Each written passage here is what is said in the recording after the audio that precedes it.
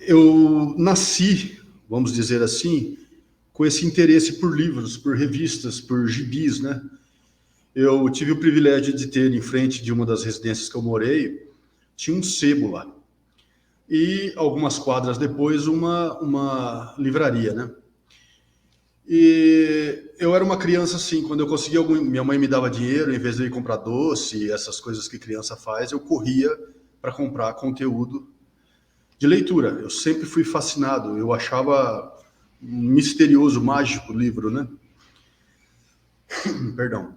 Então, eu já tive esse contato de criança, eu ia na biblioteca ler, eu ia lá, já teve livro que eu tive que esperar 2 semanas para chegar, para eu poder ler. E meu irmão, ele tinha um sítio, e eu passava férias nesses sítios, né? Nesse sítio, e tinha uma biblioteca excelente lá de mitologias, de contos europeus, essas coisas assim, Branca de Neve, mitologia grega, mitologia romana, e tudo ilustrado, uns livros bonitos, sabe? Então, enquanto os meus sobrinhos iam trabalhar, ia fazer os deveres, né, do sítio, eu ficava sozinho lá. E eu ficava horas e horas e horas dentro da biblioteca ali, nessa estante, me deliciando. E isso daí foi, assim, criou esse hábito, né, vamos dizer, de leitura. E eu nem estava fazendo força nenhuma, não estava indo atrás de. Depois eu passei por períodos, nós nascemos católicos, né? Nascemos não, de infância. E depois eu passei por um período que meus pais se converteram a uma igreja evangélica e eu acabei me convertendo também, me batizei e tudo mais. Então eu dei uma afastada, né, das leituras, dessas buscas minhas que eu tinha, do oculto. Inclusive, quando você acaba assim se tornando evangélico religioso, tal, eu não vou falar denominações, não vou falar nome. Eu quero falar para as pessoas que de forma alguma eu estou criticando nada, tá? Não estou criticando religião, não sou contra nada. Eu só vou falar assim os meus pareceres como ser humano sobre as coisas que eu vivi, as coisas que eu passei. E eu criei preconceitos, né? Coisas do demônio, coisas que você não pode ler, o demônio é tentador e tal. Eu tinha aversão a espiritismo, esse tipo de coisa toda. Então isso me afastou, entre aspas. Eu passei por um grande período de religiosidade. Eu tentava ser um religioso de verdade. E não queria ser esquenta-banco de igreja, sabe? Para ir lá cantar musiquinha e ir embora para minha casa. Eu queria levar muito a sério mesmo. Tolir meus pensamentos negativos, não ficar olhando a mini saia da irmã que passava, sabe?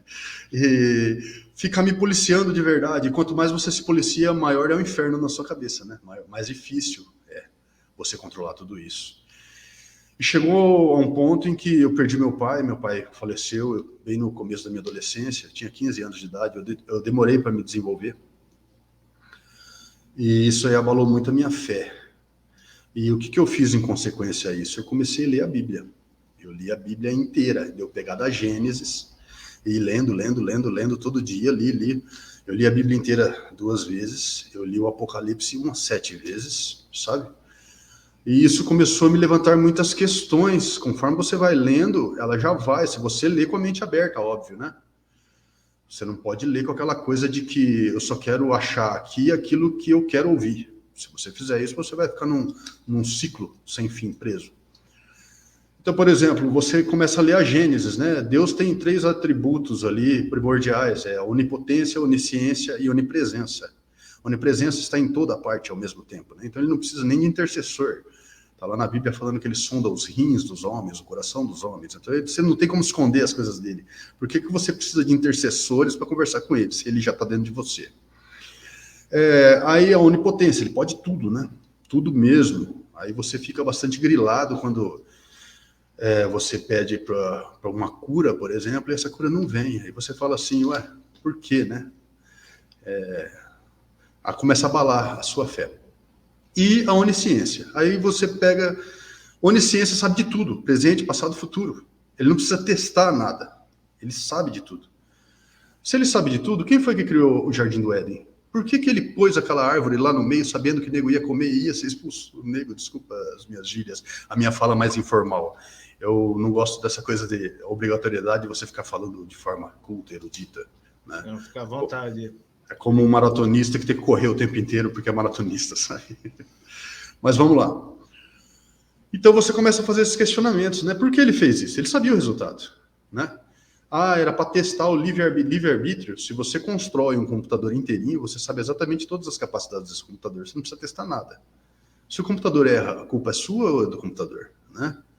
Então você vai levantando inúmeras questões, né? Caim matou Abel, fugiu para as terras de Nod, onde encontrou sua esposa e casou. Quem era? Se só tinha Adão e Eva, Abel e Caim, e eles foram expulsos. A esposa dele que morava nas terras de Nod. Que terras eram essas que foram feitas antes da expulsão, entende? E aí, quanto mais você vai lendo, mais vai aumentando suas questões, né? Um emaranhado imenso. Mas, voltando ao tema principal, depois disso, que meu pai faleceu, eu caí num período de ceticismo absoluto. Eu deixei de acreditar em tudo. Eu comecei a pensar como os céticos e os ateus pensam, né? Ah, não existe nada, morreu, acabou, e blá, esse monte de conversa. O que também eu não acredito hoje, né? Que alguém acredite nisso de verdade, mas tudo bem, respeito quem diz que sim. E depois de um período, como eu sou uma mente desinquieta, eu não consegui ficar nesse processo de ateísmo, né, por tanto tempo assim. Eu trabalhava no escritório de advocacia e tinha uma base kardecista ali desse escritório de advocacia, né? Eu acho que eu acredito que tinha todos os livros da Allan Kardec. Se não tinha, faltavam muito poucos. Eu li todos, eu fui lendo, coisas que quando eu era religioso jamais eu faria, entende? Por causa do preconceito que eu tinha desenvolvido, que eu tinha criado. Aí eu peguei e falei, quer saber? Eu quero saber como essas pessoas pensam, eu quero saber o ponto de vista delas, eu quero saber como elas entendem o mundo, né? Aí eu quebrei os meus paradigmas e comecei a ler de verdade. Aí eu comecei... Depois disso, eu cheguei a uma conclusão seguinte. Eu vou apostar minha vida nisso. Eu quero saber se existe alguma coisa ou não. Se eu tiver certeza que não existe, não estou instigando ninguém a esse tipo de pensamento nem nada, tá? Eu sempre fui muito depressivo a minha vida toda. Nasci assim. E eu sempre tive tendência suicida. Tipo assim, gigantesca parte da minha vida, todo santo dia eu penso pelo menos algumas 3 vezes em me matar. É um Ainda hoje? Ainda hoje? Hoje não, porque eu vou ser pai, né? Meu filho vai nascer daqui 2 meses, isso aí me fez muito bem. Aí sumiram esses pensamentos da minha cabeça, né? Porque você cria toda aquela... É diferente. Mas eu sempre fui assim, só que eu aprendi assim. Eu falei, eu não vou me matar, né? Mas eu tenho que aprender a conviver com isso sem ser derrotado por isso, vamos assim dizer. Então eu escuto os pensamentos, sinto os ímpetos, as vontades, mas eu ignoro, simplesmente isso. Mas é uma coisa extremamente forte e muito difícil de você resistir, porque é uma verdade, né, como se fosse um tipo de sonho muito forte. E aí eu cheguei a essa conclusão, eu falei assim, eu vou descobrir se existe alguma coisa ou se não existe. Se existe espírito, se existe demônio, se existe alguém me ouvindo, se existe alguém me vendo. Se eu tiver certeza que morreu, acabou, para que eu vou ficar vivo? Né? Os nossos momentos de alegria a gente conta nos dedos, os momentos de infortúnio, de raiva, de tristeza é quase todo dia. Então eu coloquei na balança e falei, para mim não compensa. E foi aí que verdadeiramente eu comecei a minha busca. E nessa busca eu li, mas li com força. Eu li todo o conteúdo disponível aos humanos, abertamente, que tiver para ler, eu li. E a leitura é uma coisa muito fascinante, né? Porque você tem que aprender a ler. A primeira coisa é a sua mente subjetiva, você tem que visualizar enquanto você lê. Não pode ler mecanicamente, gostei do livro, não gostei do livro. Entra no personagem, vive aquilo, como um autista. Você tem que mergulhar de verdade. Você tem que... ler um livro é como você se despir do seu próprio eu, né? E vivenciar tudo que você tem que vivenciar através dos personagens que você está lendo, a ponto de você sentir os sentimentos do personagem, né?